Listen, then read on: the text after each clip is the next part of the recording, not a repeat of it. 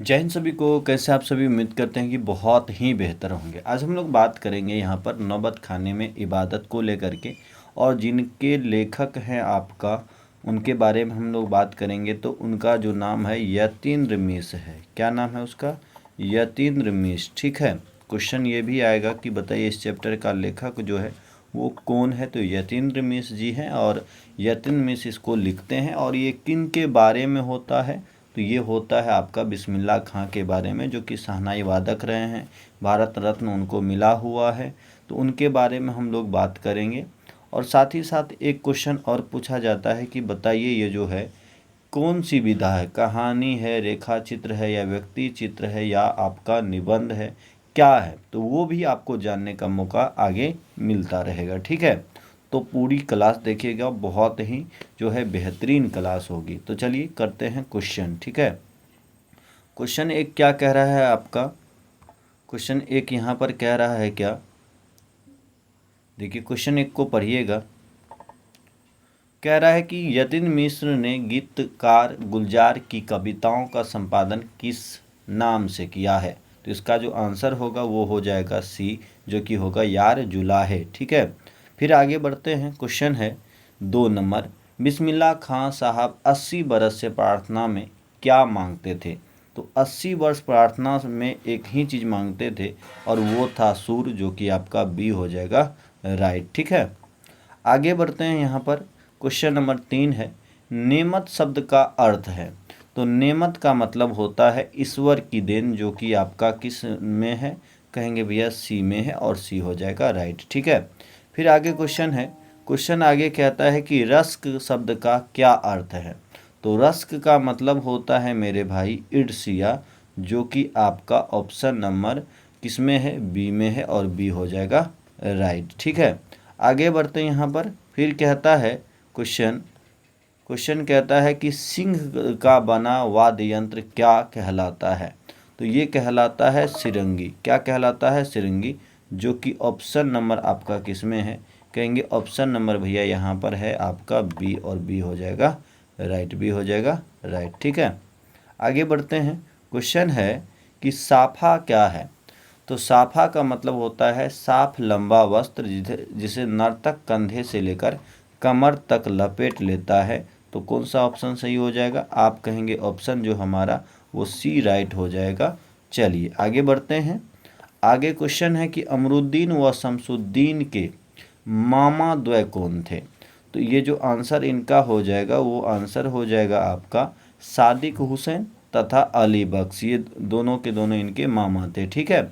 आगे क्वेश्चन है कि अमरुद्दीन का मतलब क्या है जी? बिस्मिल्लाह खां उसका बचपन का नाम है। अमरुद्दीन का जन्म कहाँ हुआ था? तो यहाँ इनका जो जन्म हुआ था वो बिहार में हुआ था। बिहार में हुआ था, तो ऑप्शन नंबर आपका बी हो जाएगा राइट। ठीक है। आगे बढ़ते हैं। कह रहा है कि बिस्मिल्लाह खां का असली नाम क्या था? तो बिस्मिल्लाह खां का असली नाम अभी हम बताएं। बिस्मिल्लाह खां का असली नाम था अमरुद्दीन। ठीक है। क्या नाम था? अमरुद्दीन। ठीक है। आगे बढ़ते हैं। क्वेश्चन है क्या? क्वेश्चन है आगे कि बिस्मिल्लाह खां रियाज के लिए कहाँ जाते थे? दादा के पास, नाना के पास, विश्वनाथ मंदिर, या पुराना बालाजी मंदिर? तो यहाँ पर हम कहेंगे कि पुराना बालाजी मंदिर, जो कि ऑप्शन नंबर डी हो जाएगा सही। ठीक है। आगे बढ़ते हैं। क्वेश्चन नंबर है 11 कहता है कि नरकट का जो प्रयोग था, नरकट का प्रयोग हम लोग किस वाद्य यंत्र में होता है? तो नरकट का प्रयोग होता है आपका जिस चैप्टर से रिलेटेड है, यहाँ पर हो जाएगा शहनाई। ठीक है। आगे बढ़ते हैं। कह रहा है कि भारत सरकार ने बिस्मिल्लाह खां को किस पुरस्कार से अलंकृत किया? तो यहाँ पर देखिए क्वेश्चन है पद्म विभूषण, बिहार रत्न, भारत रत्न, शहनाई रत्न। ठीक है। तो यहाँ पर हम कहेंगे कि भारत रत्न, यहाँ पर ऑप्शन कौन सा हो जाएगा? भारत रत्न यहाँ पर कौन सा? सी हो जाएगा राइट। ठीक है। आगे बढ़ते हैं। कहता है कि कुलसुम कौन थी? तो जब आप पूरी का इसको पढ़ेंगे इस चैप्टर को, तब पता चलेगा कि कुलसुम जो है हलवाइन थी, जिसका कचौरी ये खाया करते थे, और उनको बहुत ही याद करते थे बिस्मिल्लाह खां। आगे बढ़ते हैं। क्वेश्चन है क्या? क्वेश्चन है कि बिस्मिल्लाह खां का निधन कब हो जाता है? तो बिस्मिल्लाह खां का निधन हो जाता है आपका 2006 में। और कब? तो तो अगस्त 2006 में। ठीक है, आगे बढ़ते हैं। क्वेश्चन नंबर कौन सा है? क्वेश्चन आपका है कि बिस्मिल्लाह खां के परदादा का नाम क्या था? तो बिस्मिल्लाह खां का जो परदादा था उसका नाम था उस्ताद सलाद हुसैन, जो कि ऑप्शन ए हो जाएगा राइट। ठीक है, आगे बढ़ते हैं। फिर कह रहा है कि बिस्मिल्लाह खां के मामा का नाम था, तो इसके मामा का नाम था बाबू दो, यहाँ पर ऑप्शन में अली बख्श भी आ जाता है आपको, तो सादिक हुसैन यहाँ पर आ जाएगा, जो कि बी हो जाएगा। ठीक है, आगे बढ़ते हैं। कह रहा है कि रसलून बाई कौन थी? तो रसलून बाई का जिक्र है और एक और है इसकी बहन बतलून बाई करके। तो रसलून बाई और बतलून बाई कौन थी? गायिका थी। अगर वो भी आता है तो उसमें भी कर दीजिएगा, तो गायिका थी। ठीक है, जो कि हो जाएगा आपका डी आंसर सही। आगे बढ़ते हैं। कह रहा है कि सुलोचना थी अभिनेत्री, गायिका, नर्तकी या जो है मंत्र।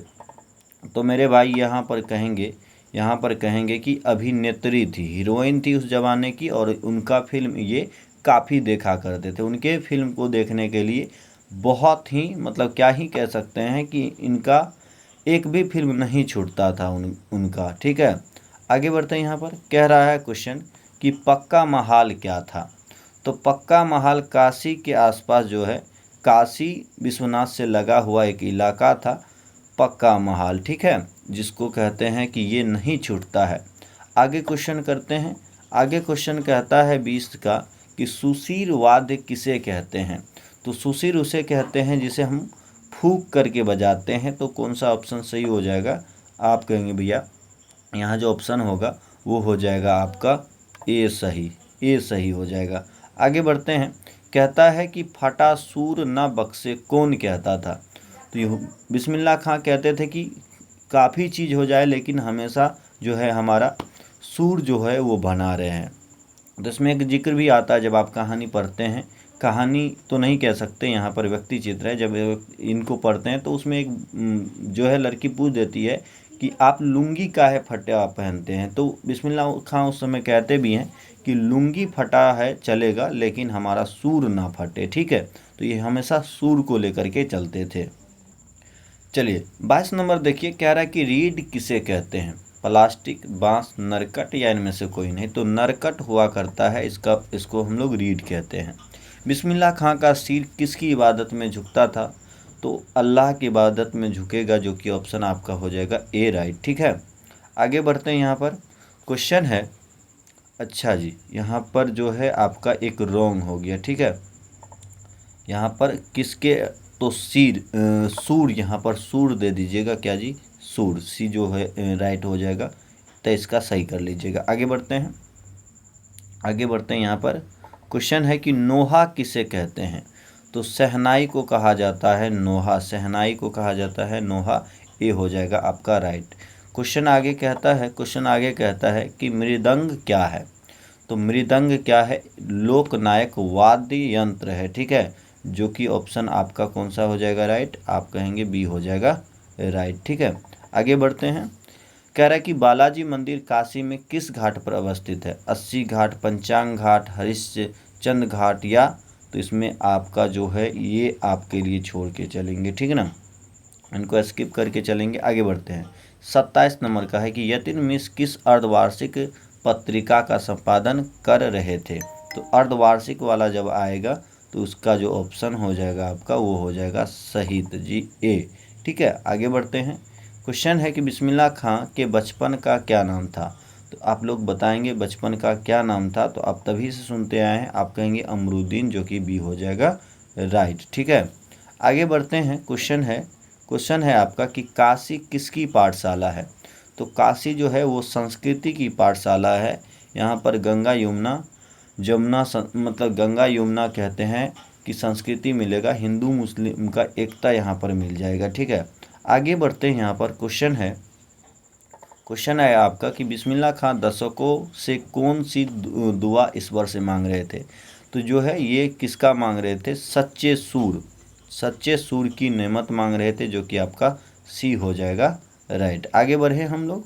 31 नंबर कह रहा है कि नौबत खाने में इबादत पाठ के केंद्र में कौन है? बिरजू महाराज, या बिस्मिल्लाह खां, या जाकिर हुसैन, या इनमें से कोई नहीं। तो आप बताएंगे ये किन के बारे में पूरी कहानी थी या व्यक्ति चित्र अगर हम बात करें तो वो हो जाएगा आपका बिस्मिल्लाह खां, जो कि बी हो जाएगा राइट, बी हो जाएगा राइट। आगे करते हैं।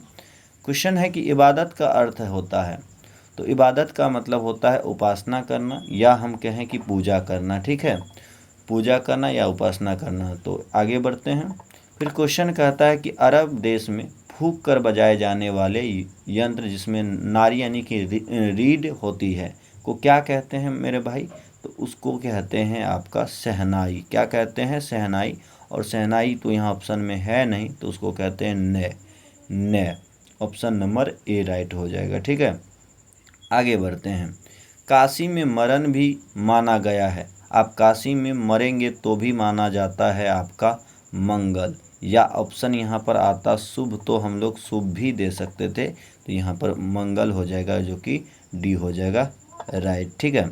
आगे यहाँ पर देखिए, कह रहा है कि सुशील वाद्यों में शाह की उपाधि प्राप्त है। तो मेरे भाई किसको होगा? आप लोग दिमाग लगा सकते हैं। आप कहेंगे यहाँ पर शहनाई को। किसको जी? शहनाई को, जो कि ऑप्शन नंबर डी में हो जाएगा राइट। आगे क्वेश्चन है कि दक्षिण भारत के मंगल नागरस्वम की तरह शहनाई किसकी मंगल ध्वनि का पूरक है?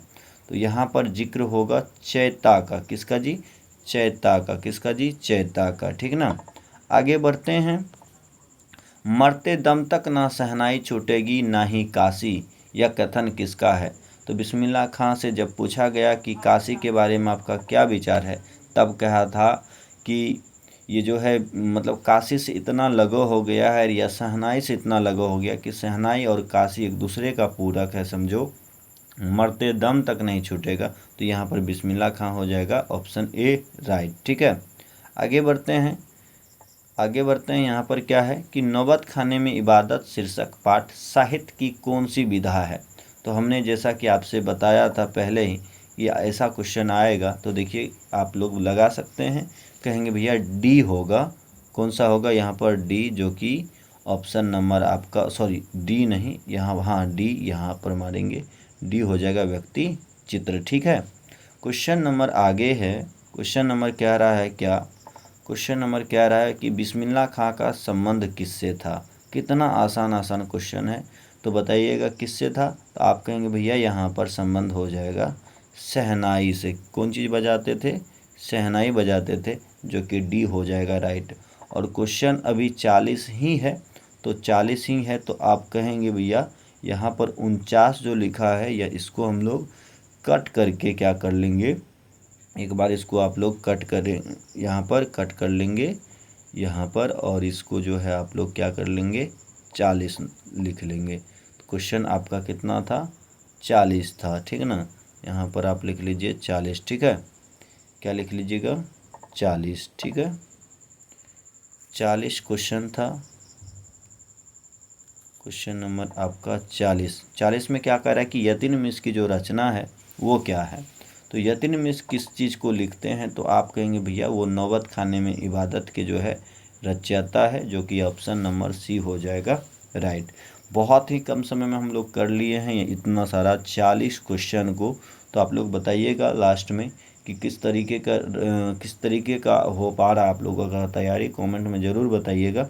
और बाकी आप लोग कमेंट में करिएगा कि किस चैप्टर का आप लोगों को ऑब्जेक्टिव जो है सेट चाहिए। चलिए बाय।